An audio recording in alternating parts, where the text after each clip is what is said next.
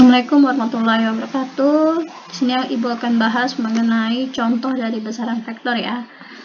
Oke, di sini ada contoh A sama dengan 2i ditambah 3e ditambah 3j dikurang dengan 4k. Yang B sama dengan i dikurang 4j ditambah dengan 3k. Tentukan A ditambah B, kemudian yang B-nya A dikurang B. Sekarang kita lihat pada penjelasan ini.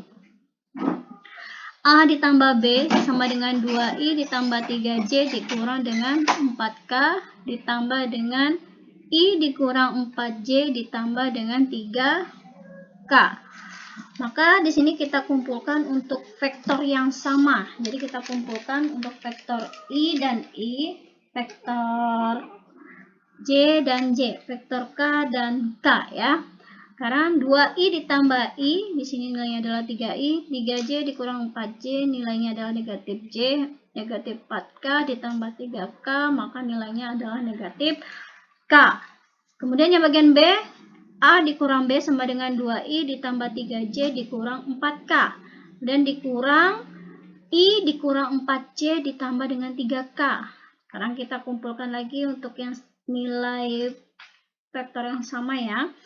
Jadi di sini 2i dikurang i ditambah 3j dikurang negatif 4j ditambah negatif 4k ditambah dengan 3k.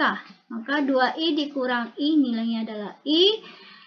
3j dikurang negatif 4j nilainya adalah positif 7j ya. Negatif 4k ditambah 3k maka nilainya adalah negatif k. Ya, sekarang kita masuk pada contoh berikutnya. Di sini ada sebuah balok. Nah, sebuah balok itu ditarik dengan 3 gaya seperti pada gambar. Jadi berapa resultan gaya yang bekerja pada balok? Nah, di sini kita lihat ada 3 buah gaya yang bekerja pada sebuah balok. Pada F1 menyatakan 10 Newton yang mengarah pada X positif. Kemudian F2 ini F2-nya di sini ada 4 Newton yang mengarah pada sumbu X negatif. Kemudian F3 di sini mengarah pada sumbu Y positif ya. Kita uraikan dulu untuk komponen X. Jadi di sini nanti kita bisa menggunakan triple Pythagoras ya. Oke, sekarang komponen pada sumbu X ini menyatakan 10 dikurang dengan 4. 10 ini adalah positif dan 4 ini adalah negatif. Maka 10 kurang 4 nilainya adalah 6. Kemudian pada sumbu Y-nya itu adalah 8.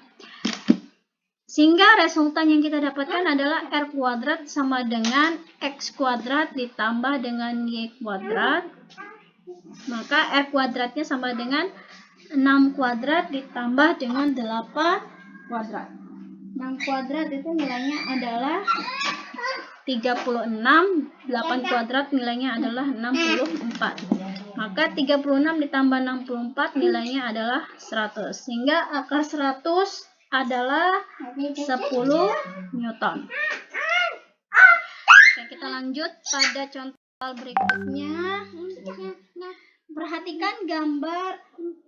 Perhatikan gambar gaya di bawah ini ya. Lihat di situ ada besar ketiga gaya ya, resultan ketiga gaya. Jadi sini kalian lihat. Oke, nanti penjelasan di sini kalian sedikit perbaiki ya. Nilai yang ada. Oke, sekarang kita uraikan komponen vektor pada sumbu X. Jadi di sini F1 ya. Sehingga F1X menyatakan F1 dikali dengan cos 60. Maka F1-nya itu adalah 6, cos 60 nilainya adalah 1/2. Sehingga 6 dikali dengan 1/2 itu nilainya adalah 3. Kemudian di sini F2X. Nah, kalian lihat di sini F2X. F2X ini bisa kita uraikan. Kita lihat dari sini ya. Jadi di sini ada sudutnya 60. 60 ditambah dengan 30 berarti 90. Sehingga di sini kita masuk lagi menjadi 90. Berarti nilainya kita gabungkan. 90 ditambah 90 itu nilainya adalah 180. Sehingga cos 180 itu nilainya adalah negatif 1. Maka F2-nya dikali dengan cos 180 nilainya adalah negatif 6 dikali dengan negatif 1. Jadi di sini hasilnya adalah negatif 6 ya. Nah, ini nanti diganti ya anak-anak ya. Di sini sepertinya orang itu salah mengetik ya. Jadi di sini kita ganti menjadi F3X ya. Jadi di sini F3X sama dengan F3 dikali dengan cos 60. Nah, F3-nya itu berapa nilainya? Nilainya adalah 12. Cos 60 tadi adalah setengah. Berarti 12 kali setengah nilainya adalah 6. Jadi kita jumlahkan gaya pada sumbu X itu sama dengan 3 dikurang 6 ditambah 6, maka hasilnya adalah 3 ya. Komponen vektor pada sumbu Y. Nah, sekarang kita uraikan lagi pada sumbu Y. Sumbu Y di sini. Jadi sumbu Y ini menyatakan sin ya. Jadi nilainya tadi sin 60.